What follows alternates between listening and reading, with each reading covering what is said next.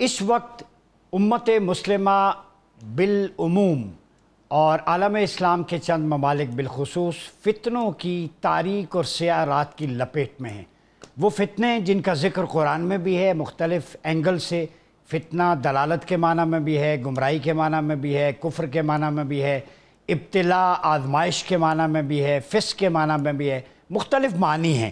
لیکن فتنے کے باب میں جناب نبی اکرم صلی اللہ علیہ وآلہ وسلم نے 1400 سال پہلے امت مسلمہ کو ایک پالیسی گائیڈ لائن دے دی تھی کہ دور فتن آئے گا اور فتنے تمہارے گھروں پر بارش کے قطروں کی طرح برسیں گے۔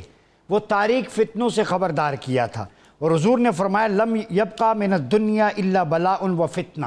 ابن ماجہ کی حدیث ہے کہ ایک زمانہ آئے گا کہ دنیا میں صرف فتنہ اور آزمائش باقی رہ جائے گی۔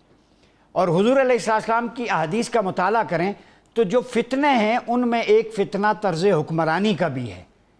حدیث کی کتابیں بھری پڑھی ہیں، حضور نے فرمایا اذا وسد الامر الى غیر اہلہ فانتظر الساعہ، کہ جب امانت جو ہے وہ انکمپیٹنٹ کو اتھارٹی دے دی جائے گی، قیامت کا انتظار کرو۔ صحابہ کرام رضوان اللہ علیہ مجمعین نے پوچھا یا رسول اللہ صلی اللہ علیہ وسلم یہ امانت کیا ہے؟ وہ امانت ہے کہ جو کلید تھی، کعبے کی کلید برداری، اس کے بارے میں جو شان نزول ہے اسپیسیفک نازل ہوا، کیا اس طرح کی کوئی امانت ہے کہ کسی کو دے کے ضائع ہوگی؟